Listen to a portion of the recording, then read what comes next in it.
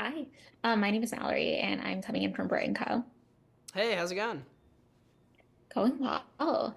How are you doing on your press tour so far? Um, I'm doing good. I'm towards the end of my day, so I mean, I'm just still got that energy though, and so I'm just excited to talk to you. Awesome. Love to hear it. So, first off, congratulations on such a fun film. It's just such a feel good, but also funny and cool thing to watch. I feel like a lot of people are really going to enjoy it. One thing I really loved is how the characters were written to be so multidimensional and not just your standard stock characters. So, like Wyatt, who the before version seems like your typical nerd. He's really like pretty talented and cool in his own right, from his like path to Yale and all of his hobbies on the side, and also that cool moment in the beginning climbing over all of the bookcases in the hallway. Um, I would just love to hear a little bit from you how you approached this role and kind of struck the balance when portraying the before Wyatt as like a fully fledged human being. Yeah, I mean, for me personally, I think it was harder to tap into the Wyatt version of my character rather than playing Ed's character, Bill. I mean, Bill is a little more close to how I am as a person, just being like pretty sociable and like conversating easy with people and just being laid back. I mean, I try and strive to be like that, and Wyatt is just the complete opposite way. I feel like he's super reserved and he doesn't really have many friends and. I mean, but yeah, for sure, he definitely is unique in his own way. I mean, I think I approached it almost like I would approach any role. I mean, I watched a couple movies that McGee recommended, who's our director. He recommended some like nerdier movies, like what's that one movie called? He's with Robert Williams and Matt Damon. Good Will Hunting. There it is. Thank you, whoever said that. I appreciate that. But yeah, Good Will Hunting. That was one of the movies that I watched to approach that and just kind of tap into that nerd aspect. I love that. So I kind of love that that was the part that was a stretch for you. Um, Let's see. So on the flip side, the after version of Wyatt post switch, I feel like you did such a fantastic job capturing Ed Helms's spirit and his delivery, and also just, flowing into that comforting father vibe so well. How did you prepare for that aspect of the role and the experiences acting like an adult? Yeah, that's a great question. Yeah, I mean, having to play a character that has two kids and a wife is not not something that I can really personally tap into because I don't have two kids and a wife. So that was a little more difficult. But I mean, in pre-production, I would just have conversations with Ed about like just like certain mannerisms that he would have and how he talks. Like he moves his hands a lot, so like when I would go on camera and stuff, I'd make sure I talk super animated and move my hands around a lot and just really try and catch that Ed Helms or that Bill character like very clearly, so you can very distinctively see that like it was a completely different mind, but in that body. So, I mean, that was definitely a challenge, but I had a lot of help from Ed and some great movement coaches who helped us physicality wise. So, I mean, I had everything that I needed. So, it was a lot of fun.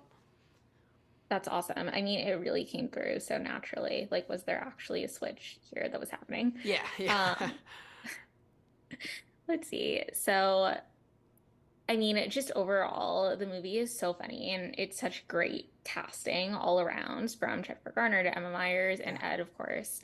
Were there any scenes that were hard to get through in terms of just laughing really hard and keeping a straight face?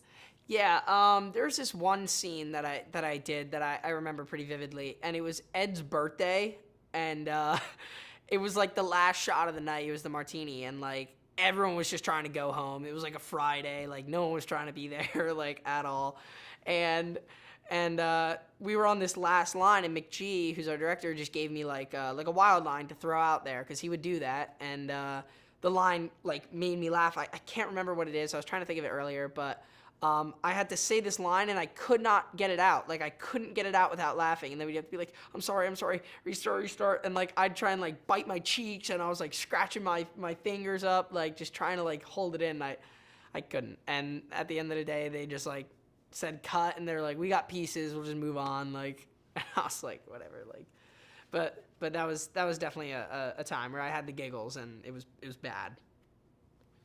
No, absolutely. I mean, if it was only one time on that set with this Yeah, yeah, script and no, this only that cast, one it's time. a Yeah, lot no, of it didn't credit. happen again. Um, cool. Let's see. The movie kind of hinges on the idea of, a family trying to learn to understand each other and working through their issues together. Um, what advice would you give to viewers who are having trouble relating to their parents and their family, especially going into the holiday season? I always like to think of it like the old quote, put yourself in someone else's shoes, right? Like I feel like that's kind of a little bit of a message here in this film, like when you're literally putting yourself in that other person's shoes and seeing their perspective, seeing what they see, like seeing what they have to go through on the daily and just trying to understand that there's both sides to that. And I think parents will be able to kind of relate to their kids a little more and hopefully bring them together so they can have like open conversations about if you're getting bullied in school or anything like that. Because I know Wyatt didn't feel like he had that comfort to say that to his dad, which is what the message that we're trying to get across, so it can benefit families that watch it. Yeah, absolutely. So, I mean, I feel like that kind of bleeds into my next question, but like, what are you know what? Actually, let's just skip that question. I'll edit this out. Um, Lizzie, I would also kind of love to hear from you. What are some movies that had a lasting impact on you? Whether Christmas movies, holiday movies, or just in general. Just in general, I would say like there's a lot of really good like performances. Like the movies that I like to watch are like super like classics. Like A Bronx Tale is one of my favorite films. Anything really with like Scorsese or De Niro, like I really like really like those types of movies. And like Goodfellas has got to be up there. Godfathers, of course. Just classics. I mean, those are my favorites. But I mean, I do like good comedy too. Like Seth Rogen, who I've worked with before. He makes a lot of funny stuff that I like to watch too. So a little bit of serious and a little bit of laughter is always a good mix. I love that. I mean, good to be well-rounded.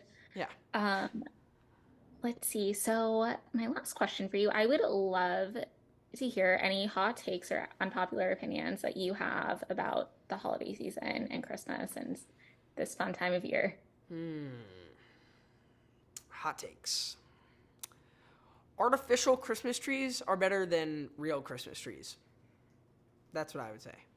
Because real Christmas Absolutely. trees, you gotta like go out and like strap it to your car and like buy it, and it like sheds all over your house. But like I know there's so many people that do that, and like I don't know, my family's always just got like a fake 12-foot tree, and we just like put it in our house, and it was like this giant fake tree, and it was super easy to like set up because it was just like in a box and it came in pieces. Like I don't know, I feel like that's kind of a hot take because I know a lot of people do have real trees. No, absolutely. I mean, that's a hot debate, but I'm totally with you on the fake trees versus the real ones, just convenience wise. Yeah, for sure. Um, awesome. Well, that is all I have for you, but thank you so much for chatting with me. And really just congratulations on the film again. It's a really fun one. Thank you. I appreciate it. Thank you for your time. Thank you so much.